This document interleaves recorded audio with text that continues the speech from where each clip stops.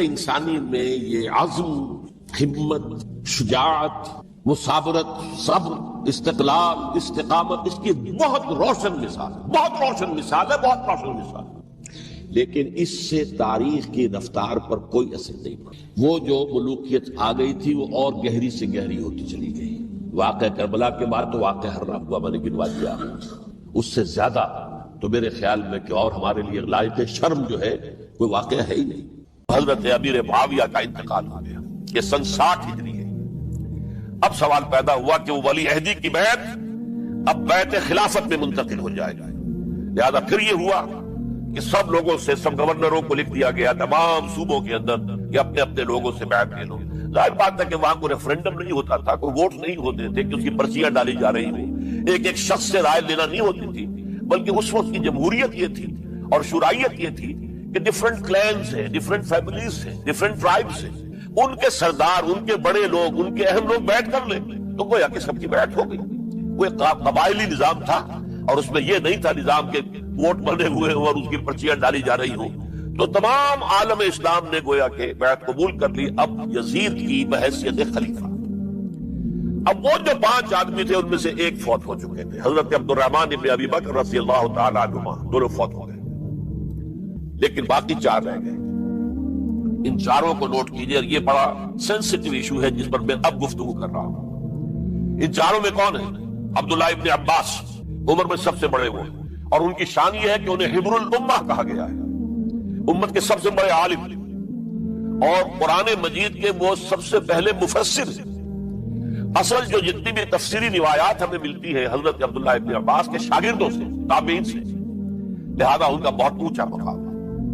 حضرت عبداللہ ابن عمر، ان کا مقام بھی آپ کو معلوم ہے، حدیثوں کی کتنی بڑی تعداد ہے جو عبداللہ ابن عمر سے مروی ہے، اور اس کو سلسلۃ الذہب کی پہلی کڑی کہا جاتا ہے۔ روایت حدیث میں جو سنہری زنجیر ہے اس کا آغاز حضرت عبداللہ ابن عمر ہے۔ ایک طرف یہ دونوں ہو گئے، ان دونوں کی رائے کیا ہوئی؟ اگرچہ کام غلط ہوا ہے، یہ اس طریقے سے قیصر و کسریٰ کی روایت پر عمل کرنا غلط ہے، لیکن یہ اتنی بڑی غلطی نہیں ہے کہ اس کی وجہ سے باہمی جنگ و جدال ہو، خوریزی ہو، ایک دوسرے کی گردنیں کاٹی جائیں اور فتنہ و فساد پیدا کر دیا جائے۔ لہذا انہوں نے یزید کی بیعت کر لی۔ 2 حضرات رہ گئے، یہ نسبتاً نوجوان ہیں، ان دونوں کی پیدائش ہجرت کے بعد ہوئی ہے۔ ہجرت کے بعد پہلا بچہ جو مہاجرین میں پیدا ہوا ہے وہ عبداللہ ابن زبیر ہے، بلکہ کچھ عرصے تک مہاجرین میں جب کوئی پیدائش نہیں ہوئی تو وہ مکے مدینے کے منافقین نے کہنا شروع کر دیا تھا کہ یہ یہاں کے کمزور ہو گئے، نامرد ہو گئے، ان کی اولاد اب چلے گی نہیں۔ تو عبداللہ ابن زبیر جب پیدا ہوئے، اور آپ کو معلوم ہونا چاہیے وہ حضرت ابوبکر صدیق کے نواسے، حضرت عائشہ صدیقہ کے ہمشیرہ حضرت اسماء کے بیٹے عبداللہ ابن زبیر، اور زبیر بہت شجاع، بہت ہی بہادر انسان تھا۔ تو عبداللہ ابن زبیر کے اندر بھی وہی کیفیات تھی۔ انہوں نے کہا نہیں، اس غلطی کو ہم برداشت نہیں کریں گے، خوریزی ہوتی ہے تو ہو، لیکن ہم اسلامی نظام کو نیچے اترتا ہوا نہیں دیکھ سکتے۔ جیسے کبھی حضرت ابوبکر نے فرمایا تھا ایبدل الدین وانا حی، کیا دین میں ترمیم اور تنسیخ کر دی جائے گی، دین کو بدل دیا جائے گا، دین میں تحریف کر دی جائے گی، جبکہ میں ابھی زندہ ہوں، میں جیتے جی یہ نہیں ہونے دوں گا۔ حضرت عبداللہ ابن زبیر کی رائے ہوئی we have to challenge، ہم مقابلہ کریں گے، ہم اسے پیسیولی قبول نہیں کریں گے۔ انہوں نے بیعت سے انکار کیا اور مدینہ چھوڑ کر مکے جا کر حرم کے اندر پناہ گزین ہو گئے۔ یہی معاملہ حضرت حسین ابن علی رضی اللہ تعالی عنہما کا تھا، وہ بھی نہایت شجاع، نہایت جری، نہایت بہادر۔ انہوں نے بھی کہا کہ یہ غلط قیصر و کسریٰ کی روایت جو شروع ہو رہی ہے اسے ہم نے ریزسٹ کرنا ہے اور اسے ہم آگے نہیں چلنے دیں گے۔ تاریخ انسانی میں یہ عزم، ہمت، شجاعت، مثابرت، صبر، استقلال، استقامت، اس کی بہت روشن مثال ہے، بہت روشن مثال ہے، بہت روشن مثال ہے، لیکن اس سے تاریخ کی رفتار پر کوئی اثر نہیں پڑا۔ وہ جو ملوکیت آ گئی تھی وہ اور گہری سے گہری ہوتی چلی گئی۔ واقعہ کربلا کے بعد تو واقعہ ہررا ہوا میں نے گنوا دیا، اس سے زیادہ تو میرے خیال میں کہ اور ہمارے لیے لائق شرم جو ہے کوئی واقعہ ہے ہی نہیں اس پہلو سے۔ لیکن حضرت حسین کا ایک، اب ان کو یہ کہ میں مطلب یہ کہ اگر میں ان کے ہاتھ پر بیعت کر لیتا ہوں جو کہ اس وقت سامنے موجود تھے، کہ یزید کی بیعت تمہارے ہاتھ پر کرتا ہوں، تو گویا کہ اپنے آپ کو سرنڈر کر دیتے ہیں، لیکن انہوں نے قتل کیا۔ اصل قاتلان کوفی، وہی سبائی۔ البتہ یہ ہے کہ اس واقعے کی جو یادگار ہے اس میں کوئی شک نہیں ہے کہ اس نے مسلمانوں میں سے ایک گروہ کے دل میں قربانی اور شہادت کا جذبہ بہت پیدا کیا، اس میں کوئی شک نہیں۔ اور جس طریقے سے کہ عاشورہ محرم میں یاد منائی جاتی ہے، جس طریقے سے اس نے اہل تشیع کے اندر قربانی کا جذبہ بے انتہا پیدا کیا کہ دیکھیے حضرت حسین رضی اللہ تعالی عنہ کی اس شہادت کے بعد، اس کے بعد واقعہ حرہ بھی ہوا جو واقعہ کربلا سے بھی بعض اعتبارات سے زیادہ بھیانک اور زیادہ گھناؤنا واقعہ ہے۔ بنو امیہ کی تاریخ ہے جس کو لوگ جانتے ہی نہیں۔ مدینہ کے کچھ لوگوں نے بغاوت کی اور انہوں نے اس کے خلاف فوج بھیجی، اور فوج کو جب مدینہ فتح کر لیا 3 دن کے لیے حلال کر دیا، جو چاہو کرو، یہاں جسے چاہو مارو، جسے چاہو لوٹو، جس کا گھر چاہو برباد کرو، جس عورت کو چاہو ریپ کرو۔ اور یہ مدینہ النبی کے اندر ہوا۔ تو کاٹ کھانے والی ملوکیت کے اندر بہت سے واقعات تھے۔ عبداللہ ابن زبیر کھڑے ہوئے، انہوں نے حکومت قائم کی تھی، لیکن یہ کہ وہ تو 6 سال کے لیے کامیاب بھی رہے، ایک حکومت قائم کی، بنو امیہ کے ہاتھ پر بیعت نہیں کی، بالآخر ان کی حکومت بھی ختم ہو گئی۔ پھر حضرت زید کھڑے ہوئے، انہوں نے بغاوت کی، وہ بھی ناکام رہ گئے۔ پھر بنو عباس میں کھڑے ہوئے حضرت نفس زکیہ، حضرت حسن رضی اللہ تعالیٰ عنہ کے اولاد میں سے، وہ بھی ناکام ہو گئے، شہید ہو گئے۔ پھر یہ سمجھ لیا گیا کہ اب یہ جہاں تک 6ٹھی منزل ہے وہ تو دوبارہ تعمیر نہیں ہو سکتی، یہ تو جس کی لاٹھی اس کی بھینس، جس کے پاس طاقت ہوگی اس کی حکومت ہوگی، جس کا قبیلہ زیادہ قوی ہوگا، جس قبیلے میں زیادہ عصبیت ہوگی، مضبوط ہوگا، متحد ہوگا، طاقتور ہوگا، اسی کی حکومت ہوگی۔ البتہ اس کے نیچے لوگوں کے اخلاق کی اصلاح کرو۔ صوفیاء کرام نے وہ کام اپنے ذمے لیا، اور بالکل وہی کام ہے کہ جو ائمہ اہل بیت کرتے رہے۔ حضرت حسن کی اولاد میں، پھر حضرت علی بن حسین رضی اللہ تعالی، حضرت حسین کی اولاد میں، پھر امام محمد باقر، امام محمد جعفر صادق، اور اس کے بعد بھی 5 اور، کسی نے بغاوت نہیں کی۔ جیسے علماء کرام کام کر رہے تھے اور جیسے صوفیاء کرام کام کر رہے تھے، ایسے ہی وہ مسلمانوں کی علمی تربیت، روحانی تربیت اور تزکیہ کر رہے تھے، کسی نے حکومت کو چیلنج نہیں کی۔ نوٹ کر لیجیے اس بات میں۔ پھر میں نے عرض کیا کہ جہاں تک خلفاء ثلاثہ کی شہادت کا اور شہادت حسین یا سانحہ کربلا رضی اللہ تعالیٰ عنہم اجمعین کا تعلق ہے، اصل میں اس کو نہیں سمجھ سکتے لوگ جب تک کہ ریولیوشن اور کاؤنٹر ریولیوشن کا فلسفہ سمجھ میں نہ آئے۔ جب کسی ملک میں، کسی خطہ ارضی میں کوئی انقلابی تحریک چل رہی ہوتی ہے، ظاہر بات ہے ابتداء میں تو انقلابی لوگ چند ہوتے ہیں، کمزور ہوتے ہیں، ضعیف ہوتے ہیں، ان سے کوئی خطرہ محسوس نہیں ہوتا، لیکن کشاکش کے دوران ایک وقت آ جاتا ہے کہ پھر جو مخالف انقلاب ہیں وہ یہ سمجھ بیٹھتے ہیں، سمجھ جاتے ہیں کہ اب ہماری پیش نہیں جا رہی، اب ہمارا بس نہیں چلے گا، لہذا سر جھکا دو۔ اسے پنجابی محاورے میں کہا جاتا ہے نیوی پاؤ، اس وقت کو گزارو۔ اب اس کے بعد پھر کوئی موقع ملا تو دیکھیں گے کہ اس انقلاب کو ہم انڈو کر سکیں، کاؤنٹر ریولیوشنری موومنٹس۔ یہ اصل میں فلسفہ سمجھ میں نہ آئے، اور ریولیوشن کا فلسفہ سمجھ میں نہ آئے تو سیرت النبی سمجھ میں نہیں آ سکتی۔ منہج انقلاب نبوی میری کتاب ہے، اس کو پڑھیے تو سیرت کا وہ تجزیہ آپ کے سامنے آئے گا جو آپ کی آنکھیں کھول دے گا کہ سیرت کو ہم کیا سمجھتے رہے اور سیرت اصل میں ہے کیا۔ بہرحال یہ کاؤنٹر ریولیوشنری موومنٹس تھیں کہ جب عرب میں حضور کو فیصلہ کن قوت حاصل ہو گئی تو جو بھی مخالفین تھے انہوں نے سر جھکا لیا، سرنڈر کیا، اسلام لے آئے، گویا کہ چھپ گئے اسلام کے لبادے میں۔ لیکن وہ تھے اسی طاق میں کہ پھر کبھی موقع ملے تو پھر ہم اس نظام کو دہو بالا کر دیں، تلپٹ کر دیں۔ یہ رد عمل سب سے پہلے خود عرب کے اندر پیدا ہوا، کیونکہ مشرکین عرب کو جب سورہ توبہ کی پہلی 6 آیات نازل ہوئی ہیں جن میں الٹیمیٹم دے دیا گیا کہ اب کسی مشرک قبیلے سے کوئی معاہدہ اللہ کا اور اس کے رسول کا نہیں ہوگا، تمہیں 4 مہینے کی مہلت دی جا رہی ہے، یا ایمان لے آؤ اور یا تمہیں قتل کر دیا جائے گا۔ یہ بہت سخت آیات ہے قرآن کی، سورہ توبہ کی ابتدائی 6 آیات۔ اور حضرت علی رضی اللہ تعالیٰ عنہ کا کہنا یہ ہے کہ اس آپ کو معلوم ہے کہ مصحف میں یہ واحد صورت ہے جس سے پہلے بسم اللہ الرحمن الرحیم نہیں لکھی بھی آپ کو نظر آتی، باقی 113 صورتوں کے شروع میں بسم اللہ الرحمن الرحیم ہے۔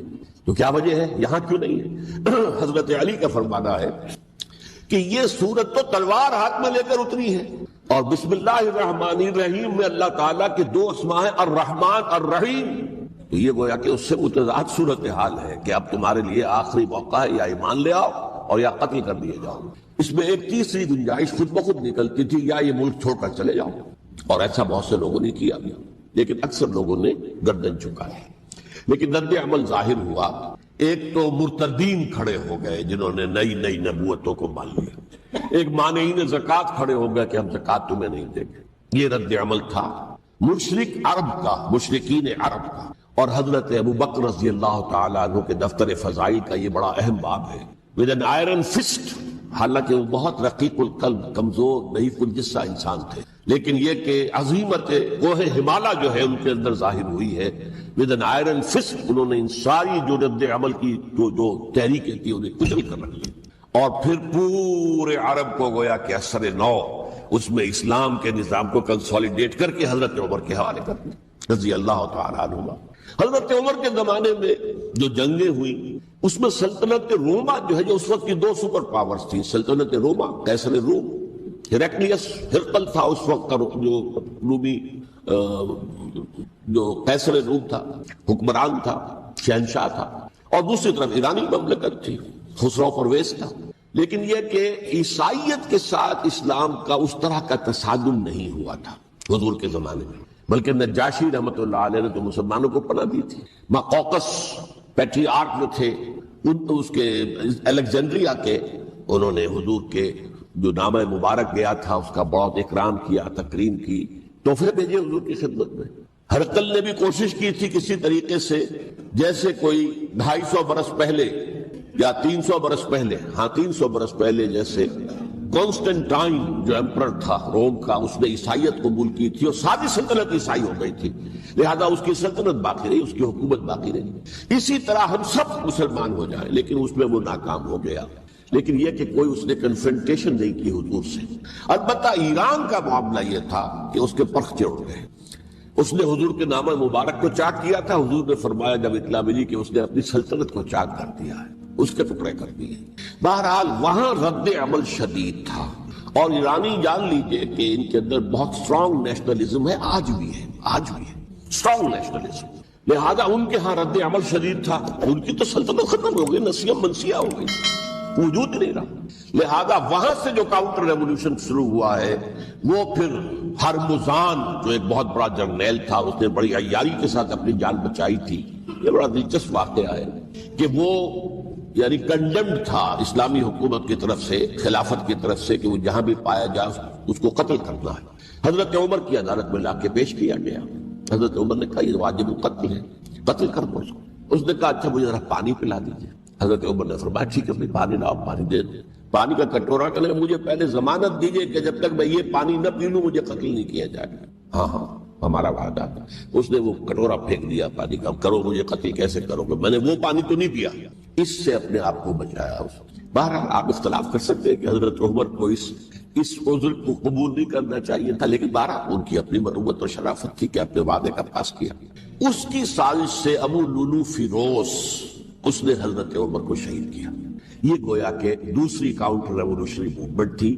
انہوں نے یہ سمجھا تھا کہ یہ ساری چکی جو چل رہی ہے، جیسے چکی کی ایک کلی ہوتی ہے، وہ کلی جگہ سے ہٹ جائے تو چکی کیسے چلے گی؟ یہی بات حضرت علی نے فرمائی تھی حضرت عمر سے رضی اللہ تعالی عنہما۔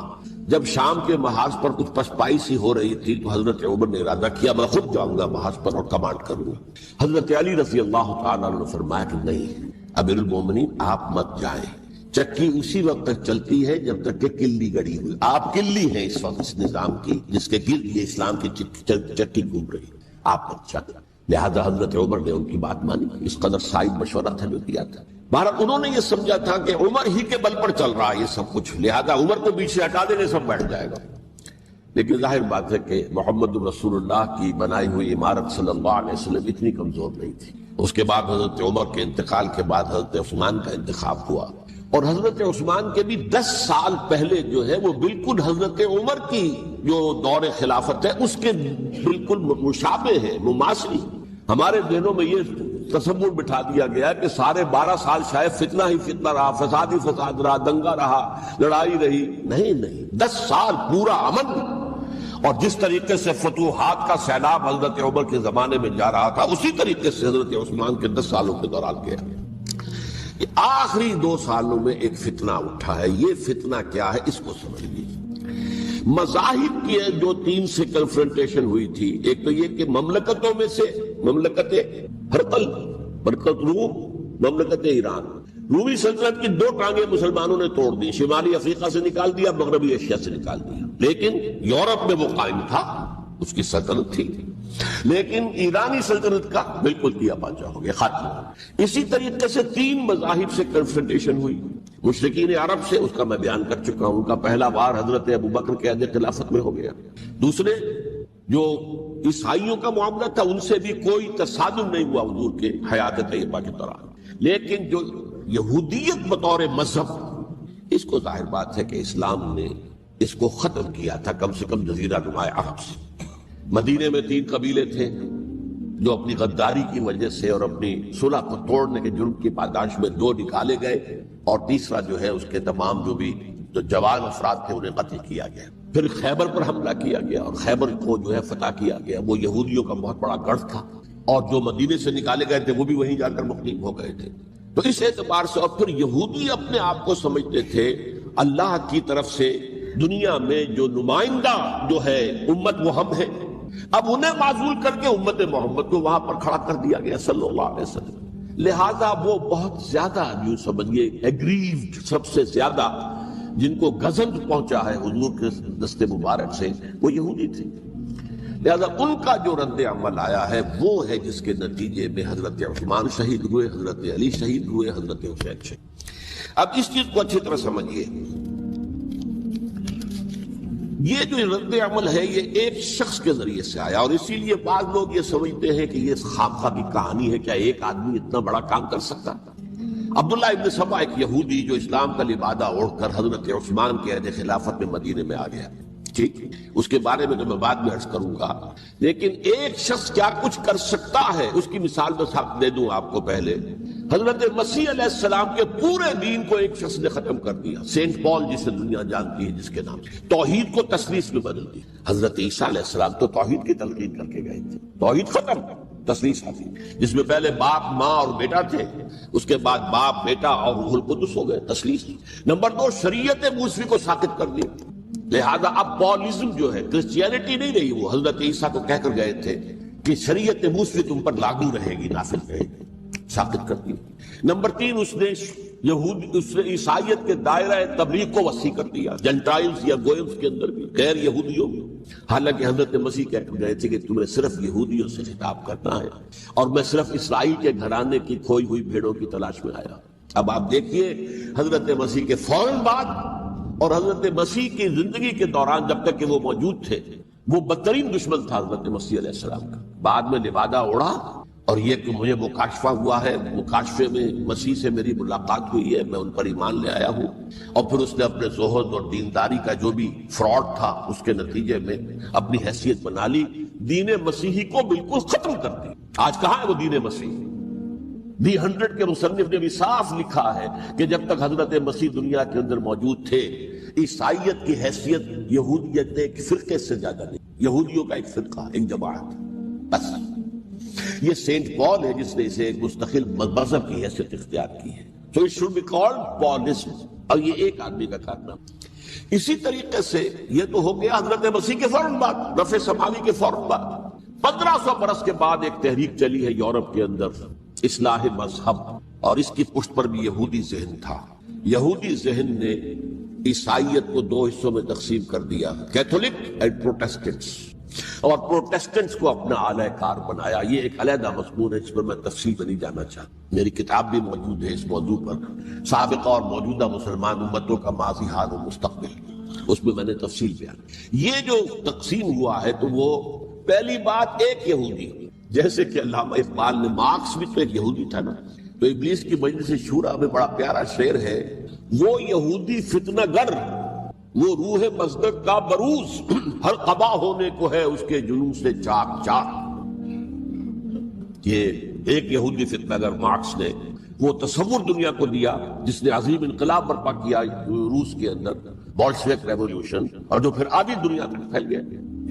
آج سے 50 سال پہلے امریکہ کانپتا تھا، روس کے سامنے کھڑا ہوا کانپ رہا تھا، اس لیے کہ روس سائنٹیفک ترقی میں امریکہ سے بہت آگے تھا، اس کے ایسٹروناٹ پہلے گئے ہیں خلا کے اندر، امریکہ تو بہت پیچھے تھا۔ بہرحال اس نے جس طریقے سے USSR کا خاتمہ کرایا ہے وہ ایک علیحدہ بات ہے، میں اس وقت اس طرف نہیں جانا چاہتا، لیکن جان لیجئے کہ وہ ایک شخص کا کارنامہ، وہ یہودی فتنہ گر، وہ روح مصدق کا بروز سرقبہ ہونے کو ہے اس کے جنوں سے تار تار، اسی طرح وہ عبداللہ ابن سبا یہودی فتنہ گر۔ آج اہل تشیع میں سے بعض حضرات کہتے ہیں کہ یہ عبداللہ ابن سبا یہ تو افسانوی شخصیت، اس کی حقیقت کوئی تھی ہی نہیں، حالانکہ ان کی اپنی کتاب میں رجال کشی کے اندر اس کا ذکر موجود ہے، اور یہ بھی موجود ہے کہ حضرت علی رضی اللہ تعالیٰ عنہ نے اپنے عہد خلافت میں اسے زندہ جلوایا ہے۔ اس کی وجہ کیا تھی؟ یہ آیا مدینے کے اندر اسلام کا لبادہ اوڑھ کر اس نے چند عقیدوں کی اشاعت شروع کی۔ سب سے پہلے حضرت علی تو خدا ہے، گاڈ انکارنیٹ، اوتار کا تصور، جیسے ہندوؤں میں ہے رام چندر جی خدا کا اوتار، اور عیسائیت میں بھی پہلے گاڈ انکارنیٹ کا تصور تھا کہ حضرت مسیح خدا کا اوتار ہے، انکارنیشن آف گاڈ۔ تو اس نے کہا کہ حضرت علی تو خدا کا اوتار ہے، خدا ہے۔ نمبر 2 اس نے کہا کہ ہر نبی کا ایک وصی ہوتا ہے جس کے حق میں وہ وصیت کرتا ہے، تو حضور صلی اللہ علیہ وسلم کے وصی حضرت علی ہیں، لہذا خلیفہ تو اول روز سے حضرت علی ہیں، حضرت ابو بکر، حضرت عمر، حضرت عثمان، یہ تو غاصب ہے، اور حضرت عثمان کی خلافت تھی اس وقت وہ خاص طور پر۔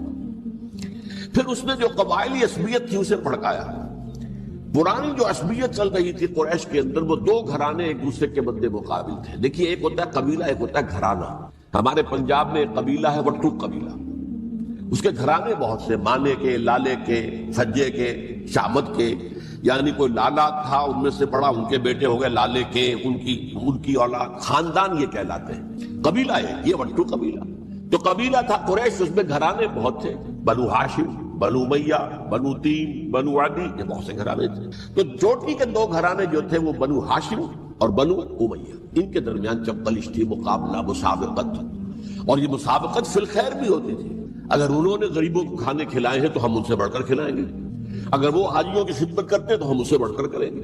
تو ان کے اندر یہ مسابقت خیر کی تھی، لیکن جب بلش تھی کہ کوئی ہم سے آگے نہ نکل جائے، وہ سمجھتا تھا وہ آگے نہ نکل جائے۔ پر اس شخص نے اس پرانی عصبیت کو تازہ کیا کہ حضور تو بنو ہاشم میں سے تھے، لہذا خلافت حق ہے بنو ہاشم کا، یہ غاصب ہے۔ اس سے پہلے 2 خلفاء جو تھے وہ نہ بنو ہاشم سے تھے نہ بنو امیہ سے تھے۔ حضرت ابو بکر بنو تیم میں سے، چھوٹا قبیلہ تھا، حضرت عمر بنی عدی میں سے تھے، وہ بھی چھوٹا قبیلہ تھا۔ یہ حضرت عثمان پہلے خلیفہ جو بنو امیہ میں سے تھے، جن کی پرانی چپکلش بنو ہاشم سے تھی۔ اب اس کو موقع مل گیا کہ پرانی قبائلی عصبیت کو بھڑکائے۔ یہ ہے اصل میں اس فتنے کا پس منظر عبداللہ ابن سبا نے جو آ کر پھیلایا ہے، اور اس کی تفصیل میں اس وقت میں نہیں جا سکتا، کیسے یہ فتنہ پروان چڑھا، کیا انہوں نے اسٹریٹجی اختیار کی، کہ یہ کیا کرتے تھے، گروہ بنا کر بھیجتے تھے لوگوں کو، کوفے میں جاؤ تو وہاں پر دمشق کے گورنر کے خلاف اور مصر کے گورنر کے خلاف الزامات لگاؤ، اس نے یہ کیا، وہ غبن کر گیا، وہ یہ کر گیا، وہ خیانت کر رہا ہے، وہ رشتہ داروں کو پال رہا ہے، اور عثمان کے خلاف بھی تقریریں کرو رضی اللہ تعالیٰ عنہ۔ دمشق میں جاؤ تو کوفے کے گورنر کے خلاف، کیونکہ دمشق کے گورنر کے خلاف بات کرو گے تو لوگوں کو معلوم ہوگا کہ یہ جھوٹ بول رہے ہیں، لیکن یہ کہ وہاں تو تم بات کرو کوفے کے گورنر کے خلاف اور مصر کے گورنر کے خلاف اور حضرت عثمان کے خلاف۔ مصر میں جاؤ تو بات کرو کوفے کے اور شام کے گورنر کے خلاف اور حضرت عثمان کے خلاف۔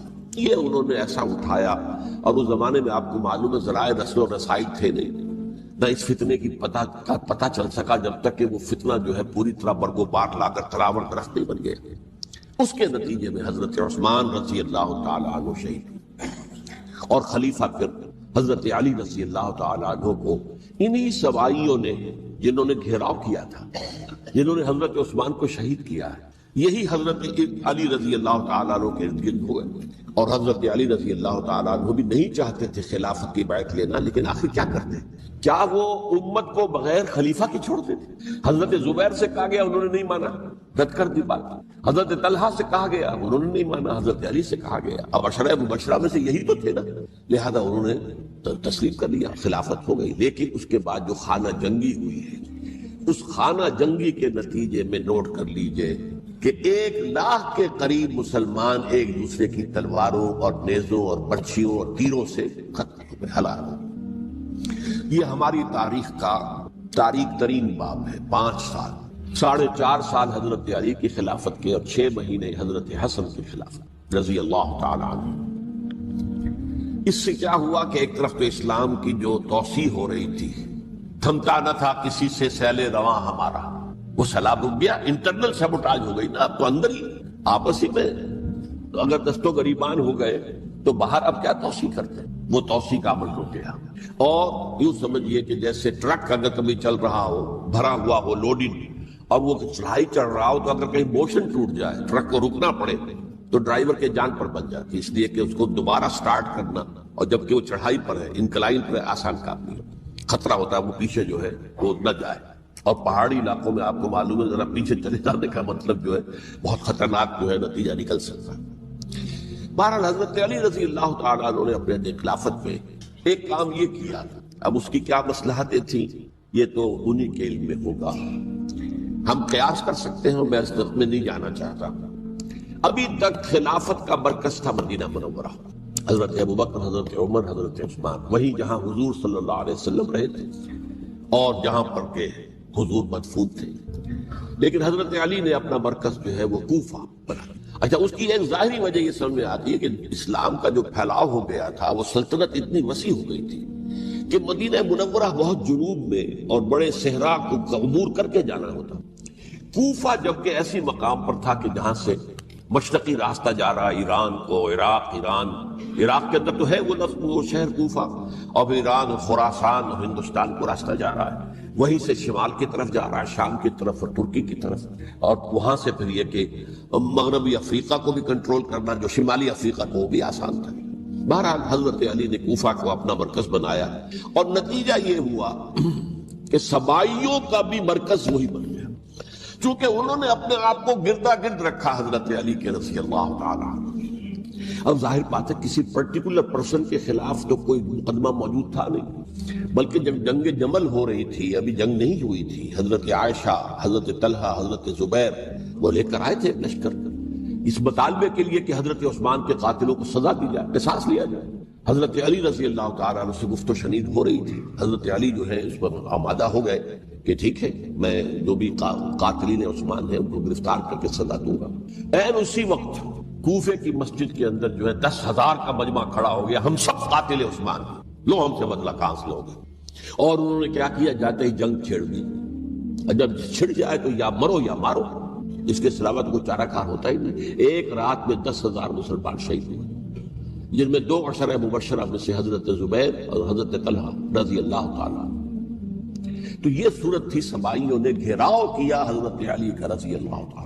حضرت معاویہ دعوے دار نہیں تھے خلافت کے، قتل نہیں، ان کا صرف ایک دعویٰ تھا، اور وہ یہ تھا کہ عثمان کے قاتلوں کو گرفتار کرو، یا خود سزا دو یا ہمارے حوالے کرو، ہم اس سے قصاص لیں گے۔ اس لیے کہ قبیلہ بنو امیہ کا تھا، اور حضرت ابی معاویہ بنو امیہ میں سے، تو ایک خاندانی طور پر جو ہے ہم قصاص لیں گے ان سے جنہوں نے قتل کیا ہے حضرت عثمان کا۔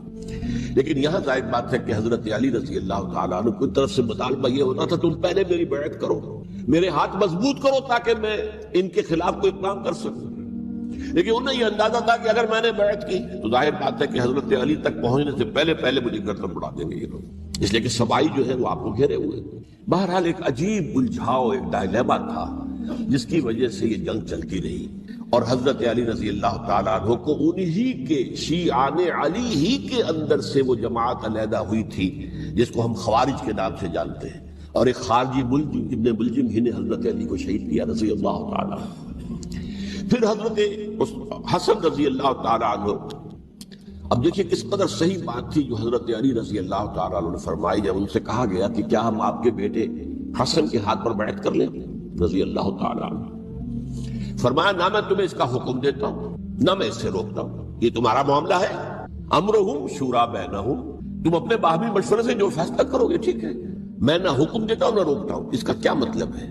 باپ کے بعد بیٹے کی خلافت ہرگز حرام نہیں ہے، ورنہ کہتے کیسے ہو سکتا میرا بیٹا؟ نہیں، یہ نہیں کہا۔ حضرت عمر سے بھی کہا گیا تھا کہ اپنے بیٹے کو نامزد کر دیں، عبداللہ ابن عمر کو، تو انہوں نے جواب میں کیا کہا؟ اسے تو طلاق دینی بھی نہیں آتی۔ انہوں نے اپنی کسی زوجہ کو طلاق دی تھی اور اس میں جو صحیح ترین طریقہ ہے وہ اختیار نہیں کیا تھا، انہیں طلاق دینے تک نہیں آتی تو میں اسے خلیفہ بنا دوں۔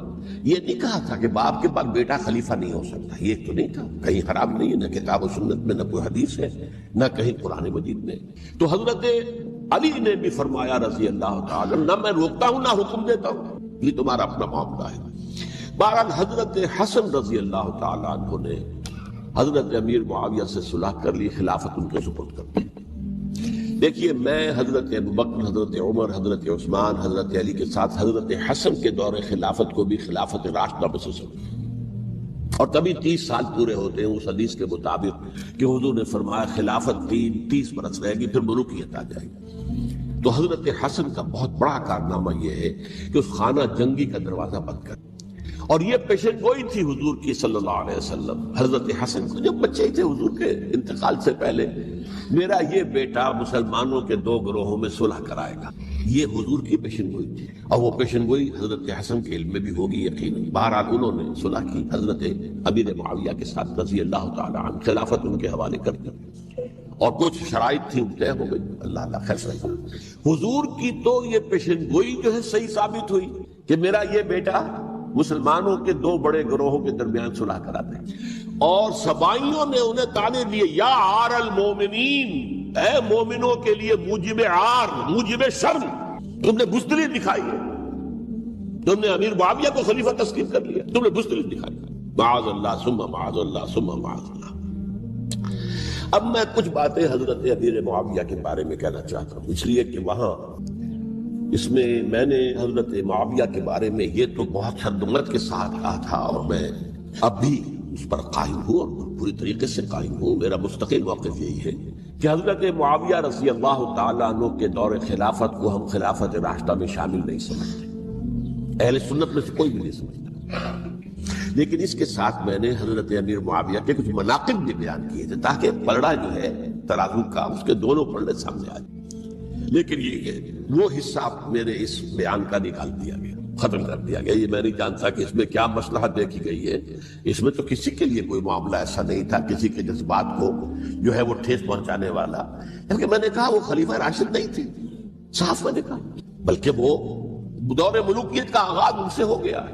بلکہ جب ایک صاحب نے یہ کہا کہ کربلا کے بعد سے دور ملوکیت آ رہی تھی، تو میں نے کہا نہیں جناب، دور ملوکیت تو 20 سال پہلے پوری ہو چکی تھی، شروع ہو چکی۔ حضرت امیر معاویہ کے بھی 20 سال جو ہے وہ دور ملوکیت میں شمار ہیں۔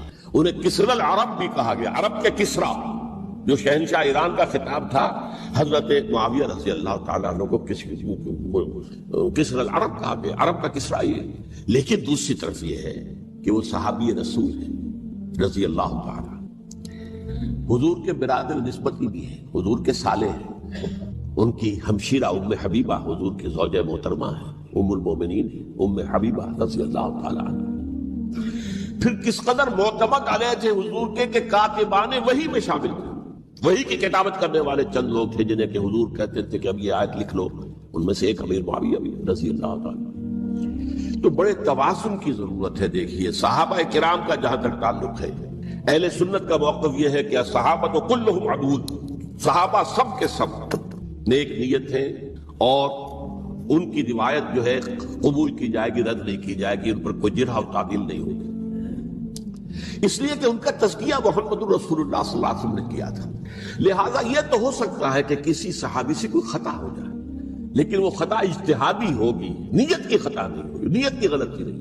اگر کسی صحابی کی نیت پر حملہ کیا جائے تو یہ اصل میں طعن ہے، حملہ ہے حضور پر کہ وہ تربیت دے نہیں سکے اپنے ساتھیوں کو، معاذ اللہ ثم معاذ اللہ ثم معاذ اللہ، وہ تزکیہ کر ہی نہیں سکے۔ 3 جگہ جو قرآن میں آیا ہے یتلو علیہم آیاتہ ویزکیہم، تو کیا تزکیہ کیا؟ اگر ان کے قریب ترین ساتھی جو تھے، اگر ان کے اندر بھی بدنیت ہی تھی اور دنیا کی طلب تھی اور دنیا کے اندر اقتدار حاصل کرنے کا جذبہ تھا، تو پھر کیا تزکیہ کیا؟ معاذ اللہ ثم معاذ اللہ۔ لہذا صحابہ سب کے سب عدول ہیں، اور ان سے اختلاف ممکن ہے، لیکن ان کی نیت پر حملہ نہیں ہو سکتا۔ تو حضرت امیر معاویہ کی شخصیت ایک چیز ہے، آپ کا دور خلافت دوسری چیز ہے۔ شخصیت کے اعتبار سے صحابی رسول ہیں، برادر نسبتی ہیں حضور کے صلی اللہ علیہ وسلم، اور پھر یہ کہ اس قدر معتمد علیہ ہے صحابہ میں سے کہ وہ کاتبان وحی، یہ عام آدمی کے کرنے کا کام نہیں تھا جو وحی کی کتابت کرے، اللہ کے کلام کی۔ البتہ یہ ہے کہ جیسا کہ میں نے عرض کیا، ان کا دور خلافت راستہ نہیں ہے، وہ ملوکیت کا دور ہے۔ یہ میں نے جیسے عرض کیا، میں نے ایک صاحب نے جب یہ کہا کہ ملوکیت شروع ہو رہی تھی، میں نے کہا شروع نہیں ہو رہی تھی، ملوکیت تو 20 سال پہلے شروع ہو چکی تھی۔ اسی طریقے سے ایک صاحب نے کہا تھا کہ اسلام کو قائم کرنے کے لیے حضرت حسین میدان میں آئے، میں نے کہا یہ بھی غلط ہے، اسلام تو 60 سال پہلے قائم ہو چکا تھا، نبی اکرم صلی اللہ علیہ وسلم کے دست مبارک سے اسلام قائم ہو گیا، جاء الحق وزهق الباطل ان الباطل كان زهوقا، پھر 30 برس تک وہ کامل شکل کے اندر قائم رہا۔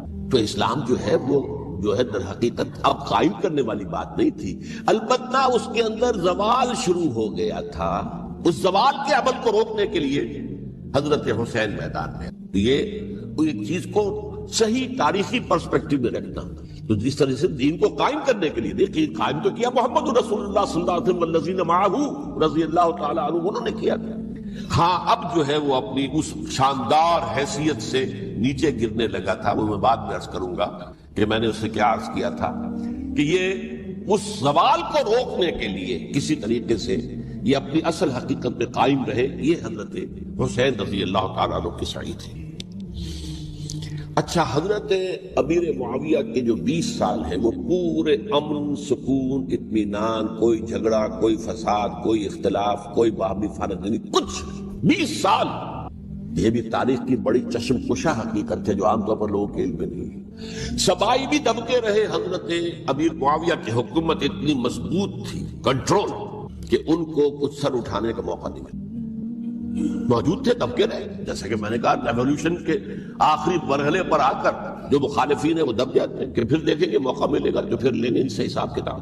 20 سال رہے ہیں پورے امن کے، 10 سال کے بعد یعنی درمیان میں ہے حضرت امیر معاویہ کا عہد خلافت۔ ایک صحابی جو کہ بزرگ صحابہ میں سے ہیں، مغیرہ ابن شعبہ رضی اللہ تعالی عنہ، وہ آتے ہیں اور وہ کہتے ہیں کہ دیکھیے امیر المومنین، کتنی بڑی خانہ جنگی رہی تھی مسلمانوں کی آپس میں، اور اب بھی اگر آپ کسی کو نامزد کیے بغیر چھوڑ گئے امت کو تو پھر خانہ جنگی ہو جائے۔ 1 لاکھ اس وقت جو ہے وہ ہلاک ہوئے تھے، نہ معلوم اب کتنے ہلاک، لہذا آپ اپنی زندگی ہی میں نامزد کر دیجئے کسی کو خلیفہ، ولی عہد بنا۔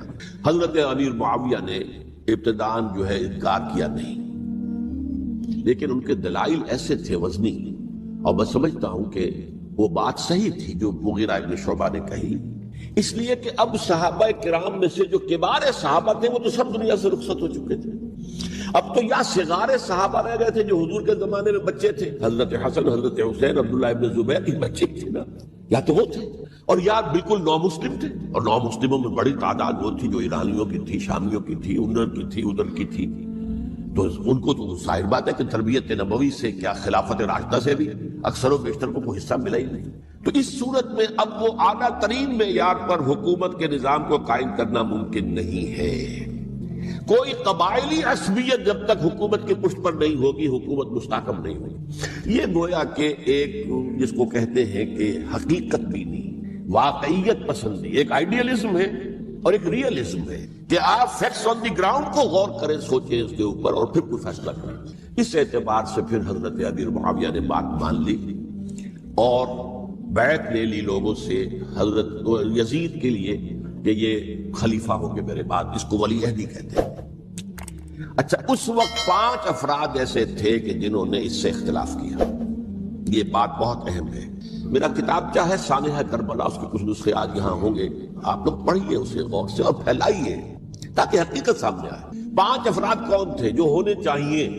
ابو بکر فوت ہو گئے، ان کے بیٹے عبد الرحمن ابن ابی بکر، عمر فوت ہو گئے، ان کے بیٹے عبداللہ ابن عمر، عباس فوت ہو گئے، ان کے بیٹے عبداللہ ابن عباس، زبیر فوت ہو گئے، ان کے بیٹے عبداللہ ابن زبیر، اور حضرت حسن جو ہے ان کا انتقال ہو چکا تھا، حضرت علی کے بیٹے حضرت حسین رضی اللہ تعالی عنہ اجمعین۔ حضرت حسن کے بارے میں ایک فریق کا کہنا یہ ہے کہ انہیں زہر دے کر ہلاک کیا، اہل تشیع کا قول یہ ہے، جبکہ اہل سنت کہتے ہیں کہ نہیں، وہ اپنی جو بھی طبی وہ موت تھی اس سے ان کے وفات۔ لیکن میں اس میں نہیں جانا چاہتا، اس لیے کہ یہ مائکرو ہسٹری جو ہے نا، وہ تو ایک ایک واقعے کے لیے ادھر کی روایات کیا، ادھر کی کیا ہیں، ان کے پاس کیا دلائل، یہ تو کسی ریسرچ اسکالر کا موضوع ہے، میرا موضوع نہیں۔ لیکن بہرحال یہ 5 حضرات تھے جنہوں نے ولی عہدی کی بیعت نہیں کی، لیکن حضرت معاویہ اتنے حلیم الطبع انسان تھے، انہوں نے جبر نہیں کیا، کوئی تشدد نہیں کیا. ٹھیک ہے ولی عہدی کی بیعت نہیں کر رہے، کوئی بات نہیں، میری بیعت تو کی ہوئی ہے نا، ابھی تو میں زندہ ہوں، بات ختم ہو گئی. میری بیعت کو تو نہیں توڑا انہوں نے، فسخ بیعت نہیں کی. اس اعتبار سے انہوں نے نہ کوئی تشدد کیا، نہ جبر کیا، نہ کوئی مواخذہ کیا. لیکن جب امیر معاویہ کا انتقال ہو گیا، اب ولی عہدی کی بجائے وہ اب خلافت کی بیعت کی. سب لوگوں نے بیعت کر لی. ان 5 میں سے ایک فوت ہو چکے تھے. حضرت عبد الرحمن ابن ابی بکر فوت ہو چکے رضی اللہ تعالی. 4 تھے، ان 4 میں ایک اختلاف ہوا. 2 کی رائے یہ تھی، عبداللہ ابن عمر، عبداللہ ابن عباس، کہ اگرچہ یہ کام غلط ہوا ہے، کہ اسلام کی روح کے منافی ہوا ہے، یہ بادشاہت کی بنیاد پڑ رہی ہے، لیکن یہ بات ایسی نہیں ہے کہ اس کی بنا پر ہم خانہ جنگی شروع کروا دیں، امت کے اندر خون خرابہ کروائیں، فساد کروائیں. لہذا انہوں نے بیعت کر لی. اب کوئی اگر یہ کہے معاذ اللہ کہ وہ بک گئے تھے یزید کے ہاتھ میں، معاذ اللہ ثم معاذ اللہ، وہی بات آپ اختلاف کر سکتے ہیں کہ انہیں نہیں کرنی چاہیے تھی. یہ کوئی رائے رکھے، مجھے اختلاف نہیں، لیکن ان کی نیت پر حملہ کریں گے تو حملہ محمد رسول اللہ پر ہوگا صلی اللہ علیہ وسلم. عبداللہ ابن عمر کون ہے؟ کتنی حدیثیں ان سے جو ہے وہ منقول ہیں. عبداللہ ابن عباس کون ہے؟ جنہیں حضور نے جو ہے جن کے لیے دعا کی تھی، اے اللہ فقہہ فی الدین وعلمہ التاویل، اے اللہ اس نوجوان کو دین کا فہم عطا کر اور قرآن کی تعویل اور تفسیر کا علم عطا کر. حبر الامہ کہلاتے ہیں. وہ کہیں پیسوں اور ٹکوں کے عوض بھی جانے والے نہیں تھے. انہوں نے امت کی مصلحت دیکھی، نیت جو ہے اس پر حملہ نہ کیجیے. البتہ اختلاف کا حق آپ کو حاصل ہے. 2 حضرات جو ہے ڈٹے رہے کہ نہیں، ہمیں کم وقت میں ریزسٹ کرنا ہے. عبداللہ ابن زبیر عمر کے اعتبار سے وہ بڑے ہیں. مسلمانوں میں سب سے پہلے ولادت مدینے میں جا کر جو ہوئی ہے وہ عبداللہ ابن زبیر کی ہوئی ہے. ہجرت کر کے جب مہاجرین وہاں پہنچے، کچھ عرصے تک کسی کے ہاتھ کوئی اولاد نہیں ہوئی، تو لوگوں نے تانے دینے شروع کر دیے کہ معلوم ہوتا ہے کہ یہاں آ کر یہ مکے کے رہنے والے جو ہیں کمزور ہو گئے ہیں، ان کی اولاد ہی نہیں ہو رہی. پھر عبداللہ ابن زبیر کی ولادت ہوئی ہے. یہ حضرت ابو بکر کے نواسہ ہیں. حضور کی زوجہ محترمہ حضرت عائشہ کی بہن حضرت دیکھیے ابھی نام نکل گیا ہے جی، حضرت اسماء رضی اللہ تعالی عنہما، یہ ان کے ساتھ لاتے ہیں، حضرت زبیر کے بیٹے. ان کا فیصلہ ہوا کہ ہمیں رجسٹ کرنا ہے کم وقت میں، ایٹ اینی کاسٹ. حضرت حسین ابن علی رضی اللہ تعالی عنہما کا بھی فیصلہ ہوا کہ ہمیں رجسٹ کرنا ہے کم وقت میں. البتہ ان میں بھی ایک اختلاف ہو گیا، یعنی یہ 2 تو جڑے رہے، ان 2 میں اختلاف ہو گیا. عبداللہ ابن زبیر کا کہنا یہ تھا کہ ہمیں حجاز میں رہنا چاہیے، یہ سرزمین ہے جس میں نبوت کی برکات سب سے زیادہ ہیں، یہاں ہم مضبوط قلعے کے اندر ہیں، ہمیں یہاں سے جو ہے رجسٹ کرنا چاہیے اور ختم کرنا چاہیے اس نظام کے اندر جو خرابی آ گئی اس کو. حضرت حسین رضی اللہ تعالیٰ عنہ کے پاس خطوط کا تانتا بنا ہوا تھا.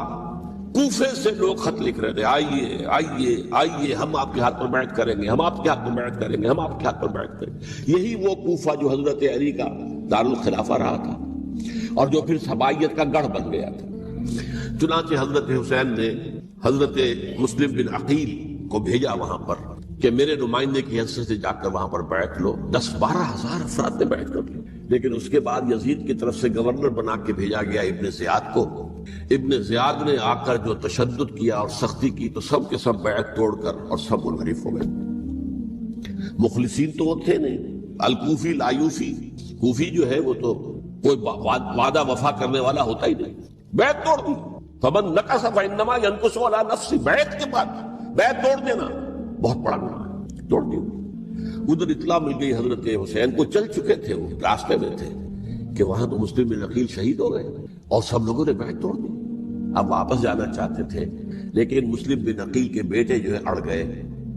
یہ عرب کی اپنی ایک جو ہے پرانی ان کی حمیت اور ان کا قبائلی نظام کہ اب ہم اپنے والد کے خون کا قصاص لیے بغیر نہیں جائیں گے. حضرت حسین رضی اللہ تعالیٰ عنہ کی مروت اور شرافت کی یہ میرا ساتھ دینے کے لیے آئے تھے، اب میں ان کا ساتھ نہ دوں تو یہ تو شرافت مروت کے خلاف ہے. اچھا چلو چلتے.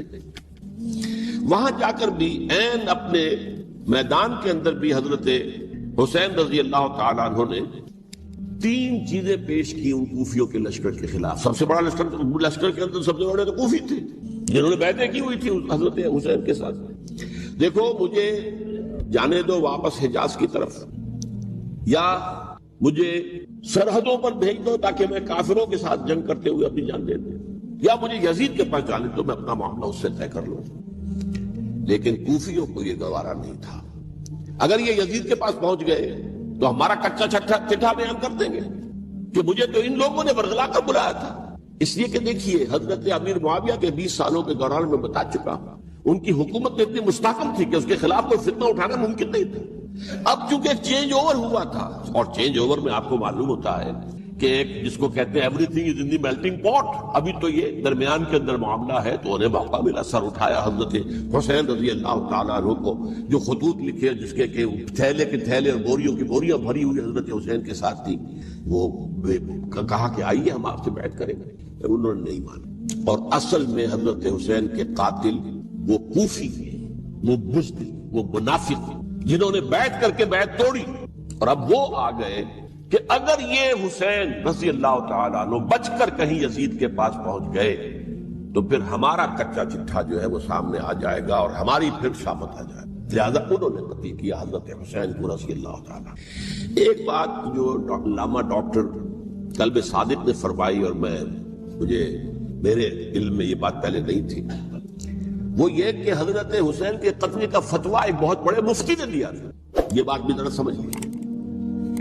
حضرت حسین رضی اللہ تعالیٰ عنہ کے قتل کا فتویٰ ایک بہت بڑے مفتی نے دیا تھا. کیوں دیا تھا؟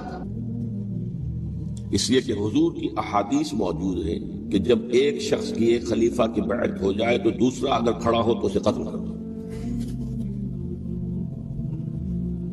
کھلی حدیث.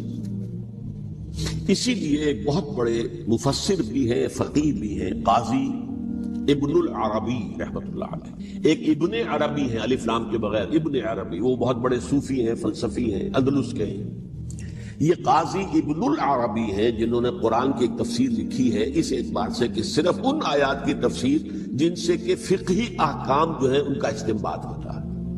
یہ دو تفسیریں اس طور سے لکھی گئی ہیں قرآن مجید کی. احکام القرآن ان کا نام ہے دونوں کا، جن میں سے ایک جو ہے قاضی ابن العربی کی ہے. ان کا ایک جملہ نقل ہوتا ہے، قتل الحسین بسیف جدہ، حسین قتل ہو گئے اپنے ہی نانا کی تلوار سے. وہ تلوار کیا تھی؟ جب کسی کی بیعت ہو چکی ہو پھر کوئی کھڑا ہو مدعی خلافت. میرے نزدیک حضرت حسین مدعی خلافت نہیں تھے. یہ بات اس وقت سامنے لوگوں کے نہیں آئی، بلکہ حکومت نے یہ باور کرا دیا کہ یہ تو باغی ہے، یہ مدعی ہے خلافت کے. انہوں نے تو دعویٰ نہیں کیا خلافت، وہ تو صرف اس عمل کو روکنے کے لیے میدان میں آئے تھے. اور اس بات کو اچھی طرح سمجھ لیجئے کہ اس وقت تک یہ جو تصور آج ہمارے پاس ہے کہ ریاست علیحدہ ہے، حکومت علیحدہ ہے. State of Pakistan, we are loyal to the state of Pakistan. ہم ریاست پاکستان کے وفادار ہیں، گورنمنٹ آف پاکستان کے وفادار نہیں ہیں. We are not loyal to the government. Government تو کبھی بے نظیر کی تھی، ہم اس کے خلاف تحریک چلا رہے تھے، یا کبھی کسی اور کی تھی اس کے خلاف تحریک چل رہی ہے، یا کبھی ضیاء الحق کی تھی اس کے خلاف تحریک چل رہی ہے. گورنمنٹ کو بدلنا تو عوام کا حق ہے. آج اس وقت نہیں تھا، اس وقت ریاست اور حکومت کا کوئی فرق نہیں تھا. لہذا جو حکومت سے اختلاف کرے گویا کہ باغی ہے. یہ ہے اصل میں وہ پیچیدہ مسئلہ کہ کیوں کسی مفتی نے فتویٰ دے دیا. اس لیے کہ اس وقت تک ریاست اور حکومت کا فرق واضح نہیں تھا دنیا پر. یہ تو ابھی کوئی 100-150 سال کی بات ہے کہ آج ہمارا جو پولیٹیکل سائنس کا ایولیوشن ہوا ہے وہ اس اسٹیج تک پہنچ گیا ہے کہ اسٹیٹ علیحدہ ہے، حکومت علیحدہ ہے. حکومت تو اسٹیٹ کے 3 آرگنز میں سے ایک آرگن ہے. ایڈمنسٹریشن حکومت کی ہے، جوڈیشری ہے اور لیجسلیچر ہے. 3 آرگنز ہیں بڑے بڑے، ان میں سے ایک ہے. تو حکومت کو بدلنا تو عوام کا حق ہے، چاہے وہ ووٹ کے ذریعے بدلے، چاہے ایجیٹیشن. اگر پرامن ایجیٹیشن ہے اس سے حکومت کو بدلنے کا حق حاصل ہے دستوری طور پر ہر اعتبار سے. اس وقت یہ نہیں تھا. لہذا صورتحال یہ بن گئی کہ حکومت وقت نے باور کرا دیا مسلمانوں کو. ورنہ سوچئے نواسہ رسول کو قتل کرنا کوئی آسان کام تھا؟ آخر سب کلمہ گو تھے کہ نہیں تھے؟ کلمہ گو تو تھے نا، اور حضور سے عقیدت اور محبت میں کمی. لیکن یہ کہ فتویٰ اگر ایک بہت بڑے مفتی کا، جو کہ حضرت علامہ ڈاکٹر قلب صادق صاحب نے فرمایا، مجھے اس مفتی کا نام بھی معلوم نہیں، کہ ایک مفتی کا فتویٰ تھا وہ، جس کے بنا پر اب ان لوگوں نے حضرت حسین کو قتل کیا. اور یہی وجہ ہے کہ انہوں نے پھر خیموں کو بھی آگ لگا دی. وائی حالانکہ دیکھیے اگر دشمنی کا انتقام ہوتا تو حضرت علی بن حسین جو بیمار تھے، جو بعد میں زین العابدین رحمت اللہ علیہ کے نام سے، پھر یہ اہل تشیع کے چوتھے امام معصوم ہیں، حضرت علی، حضرت حسن، حضرت حسین اور پھر حضرت علی بن حسین زین العابدین رحمت اللہ علیہ، کیا ان کو بھی قتل کرتے تھے؟ حضرت حسین کی نسل ہی ختم ہو جاتی، لیکن نہیں کیا۔ آگ کیوں لگائی؟ آگ اس لیے لگائی کہ وہ جو ڈاکومنٹری پروف ہے ہماری غداری کا یزید کے خلاف حضرت حسین کو جو ہم نے دعوت دی، وہ جو ڈاکومنٹری پروف خطوط کی شکل میں موجود ہے وہ ختم ہو جائے، ڈسٹرائے ہو جائے۔ اس کے لیے انہوں نے خیموں میں آگ لگائی۔ بہرحال یہ ہے تاریخی پس منظر، یہ اسی سبائی فتنے کا تسلسل ہے جس نے سب سے پہلے حضرت عثمان کی جان لی رضی اللہ تعالیٰ عنہ۔ 5 سال تک مسلمانوں میں خانہ جنگی رکھی، حضرت علی کو پھر شہید کیا، اور اس کے بعد جو ہے 20 سال حضرت امیر معاویہ کے تو سر نہیں اٹھا سکے، لیکن پھر جب ایک چینج اوور ہو رہا تھا تو اس وقت انہوں نے موقع غنیمت سمجھا کہ اب کھڑے ہو جاؤ اور اب دوبارہ ایک فتنہ جو ہے اس کو امت کے اندر پیدا کر دو۔ اچھا، اس معاملے میں ایک بات جو میں نے وہاں کہی کہ ہمارے ہاں شاعرانہ جو مبالغہ آمیزی ہے، یہ میری گفتگو کا حصہ انہوں نے حذف کر دیا ہے، اور میں نے ایک سنی شاعر بہت بڑے عالم جن کے حوالے سے آج بھی میری تقریر ہوگی خالق دینا ہال میں، مولانا محمد علی جوہر کے ایک شعر کے حوالے سے کہا کہ قتل حسین اصل میں مرگ یزید ہے، اسلام زندہ ہوتا ہے ہر کربلا کے بعد۔ میں نے کہا بالکل محمل شعر ہے، اسلام مرا ہی نہیں تھا، زندہ ہونے کا کیا سوال؟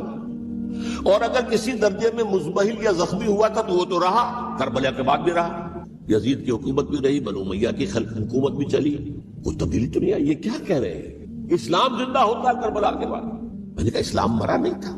جیسے میں نے یہ کہا کہ ملوکیت جو ہے وہ اب شروع نہیں ہوئی، ملوکیت تو 20 برس پہلے شروع ہو چکی تھی حضرت امیر معاویہ کے، لیکن ظاہر بات ہے کہ حضرت حسن نے، حضرت حسین نے اس کو قبول کیا، اور حضرت حسین نے تو پھر 10 سال تک ولی عہدی جو تھی چاہے بیعت نہیں کی لیکن اس کے خلاف میدان میں آ کر چیلنج تو نہیں کیا۔ اس اعتبار سے یہ معاملہ جو ہے اسلام زندہ ہوتا ہے کربلا کے بعد، یہ بے تکی بات ہے۔ ہاں، حضرت شاہ اسماعیل شہید رحمت اللہ علیہ کی اگر میں تشبیہ کو، تمثیل کو سامنے رکھوں تو اسلام کی عمارت 6 منزلہ ہے، 6ٹھی منزل ٹاپ کی وہ گر گئی، 5 منزلیں انٹیکٹ تھی، اسلام مرا نہیں تھا۔ عدالت میں شریعت کے مطابق فیصلے ہو رہے تھے، قاضی تھے، مفتی تھے، شریعت نافذ تھی، اسلام کہاں مرا تھا؟ جبکہ خود کہہ رہے ہیں علامہ کلب صادق کے ایک مفتی کے فتوے سے ہی حضرت حسین کو قتل کیا گیا۔ اب وہ مفتی کی رائے، اس کی بدنیتی ہو، جو بھی ہو، وہ جانے، اللہ جانے، لیکن عام مسلمان کیا کرے؟ اس پہلو سے اسلام مرا نہیں تھا۔ ہاں، ایک منزل گر گئی تھی، وہ گری رہی، 1000 برس تک گری رہی، یہاں تک کہ آ کر مغربی امپیریلزم نے اس کے گرایا، ملوکیت کا معاملہ ختم کیا، اور وہ جبرین ملوکیت دوسری آ گئی، ورنہ وہی بادشاہی چلی ہے۔ بلکہ دور بنو امیہ میں وہ بادشاہی پوری طرح اس نے بالوں پر نہیں نکالے تھے، اصل بالوں پر تو اس نے نکالے ہیں دور بنو عباس میں آ کر، اور پھر سلاطین جو ہے ترک، جو ترک خلفاء ہے، ان کا بھی بادشاہت تھی، اور کیا تھا، وہ خلافت تو نہیں تھی۔ تو یہ تو اسلام میں جو بھی نقص واقع ہو گیا تھا، کبھی واقع ہو گئی تھی، وہ جو کی تو برقرار رہی، اس کو بھی تسلیم کیا۔ میں اللہ کا شکر ادا کر کے کہتا ہوں کہ دونوں حضرات، دونوں شیعہ دانشور اور بڑی اعلیٰ سطح کے جو شیعہ عالم تھے، انہوں نے اس بات کو تسلیم کیا اور میری اس بات کو چیلنج نہیں کیا۔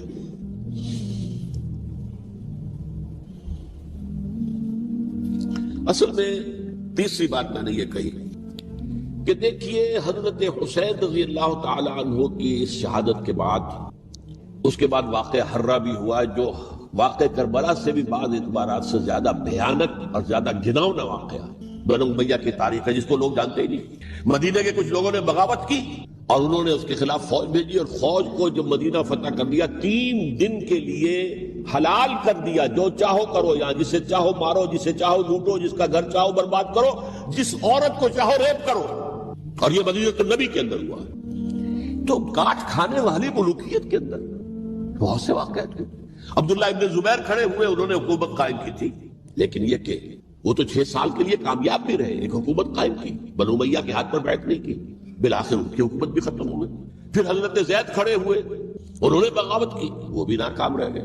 پھر بنو عباس میں کھڑے ہوئے حضرت نفس زکیہ، حضرت حسن رضی اللہ تعالیٰ عنہ کی اولاد میں سے، وہ بھی ناکام ہو گئے، شہید ہو گئے۔ پھر یہ سمجھ لیا گیا کہ اب یہ جہاں تک 6ٹھی منزل ہے وہ تو دوبارہ تعبیر نہیں ہو سکتی، یہ تو جس کی لاٹھی اس کی بھینس، جس کے پاس طاقت ہوگی اس کی حکومت ہوگی۔ جس کا قبیلہ زیادہ قوی ہوگا، جس قبیلے میں زیادہ عصبیت ہوگی، مضبوط ہوگا، متحد ہوگا، طاقتور ہوگا، اسی کی حکومت ہوگی۔ البتہ اس کے نیچے لوگوں کے اخلاق کی اصلاح کرو۔ صوفیاء کرام نے وہ کام اپنے ذمے لیا، اور بالکل وہی کام ہے کہ جو ائمہ اہل بیت کرتے رہے۔ حضرت انسانی میں یہ عزم، ہمت، شجاعت، مثابرت، صبر، استقلال، استقامت، اس کی بہت روشن مثال ہے، بہت روشن مثال ہے، بہت روشن مثال ہے۔ لیکن اس سے تاریخ کی رفتار پر کوئی اثر نہیں پڑا۔ وہ جو ملوکیت آ گئی تھی وہ اور گہری سے گہری ہوتی چلی گئی۔ واقعہ کربلا کے بعد تو واقعہ ہررا ہوا میں نے گنوا دیا، اس سے زیادہ تو میرے خیال میں کہ اور ہمارے لیے لائق شرم جو ہے کوئی واقعہ ہے ہی نہیں اس پہلو سے۔ لیکن حضرت حسین کا ایک، اب ان کو یہ کہ میں مطلب یہ کہ اگر میں ان کے ہاتھ پر بیعت کر لیتا ہوں جو کہ اس وقت سامنے موجود تھے کہ یزید کی بیعت تمہارے ہاتھ پر کرتا ہوں، تو گویا کہ اپنے آپ کو سرنڈر کر دیتے۔ وہی خطرہ جو امیر معاویہ کو تھا کہ مجھے وہ تو پہنچنے بھی نہیں دیں گے علی تک رضی اللہ تعالیٰ عنہ، اور مجھے پہلے شہید کر دیں گے، یہی خطرہ حسین کو تھا رضی اللہ تعالیٰ عنہ کہ مجھے یزید تک پہنچنے نہیں دیں گے، پہلے قتل کر دیں گے۔ اور ویسے بھی یہ ایک شرافت، مروت اور حمیت اور غیرت اور عزت نفس کا تقاضا بھی تھا کہ بھائی معاملہ ہے یزید کا اور میرا، مجھے وہاں جانے دو، اللہ اللہ کر دینا، یو کین اسکورٹ می، میرے دائیں بائیں چلو تاکہ میں کہیں اور بھاگ نہ جاؤں تمہارے خیال میں، مجھے وہاں پہنچا دو، میں وہاں پہ جا کے اس سے معاملہ کر لوں۔ لیکن انہوں نے قتل کیا، اصل قاتلان کوفی، وہی سبائی۔ البتہ یہ ہے کہ اس واقعے کی جو یادگار ہے اس میں کوئی شک نہیں کہ اس نے مسلمانوں میں سے ایک گروہ کے دل میں قربانی اور شہادت کا جذبہ بہت پیدا کیا، اس میں کوئی شک نہیں۔ اور جس طریقے سے کہ عاشورہ محرم میں یاد منائی جاتی ہے، جس طریقے سے اس نے اہل تشیع کے اندر قربانی کا جذبہ بے انتہا پیدا کیا، اگرچہ وہ جذبہ بروئے کار نہیں آتا، اس لیے کہ ان کے ہاں یہ عقیدہ ہے، یہ طے ہے کہ جب تک حضرت مہدی ظاہر نہیں ہوں گے ہم کسی کے خلاف بغاوت نہیں کریں گے۔ یہ پوری تاریخ میں ان کا معاملہ رہا، تمام جو ہے ائمہ اہل بیت کا معاملہ رہا۔ جب تک مہدی نہیں آتے، keep sitting and keep waiting, wait and see, that's آل۔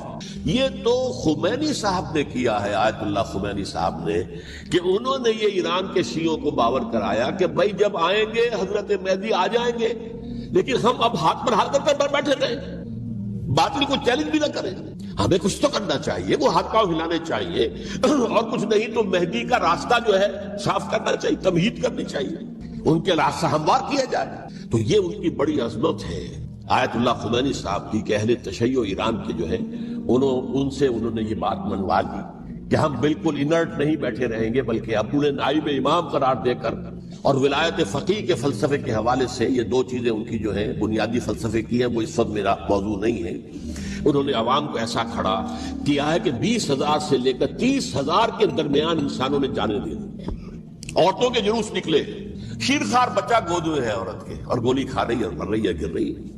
اب سوچئے زندگی کتنی عزیز ہوتی ہے، اور شیرخوار بچے کے لیے ماں کی جو زندگی ہے، اس ماں کو اپنی زندگی کتنی عزیز تر ہوگی کہ اپنے لیے نہیں تو اس بچے کے لیے مجھے جینا ہے، لیکن نہیں، گولیاں کھائیں تو گری۔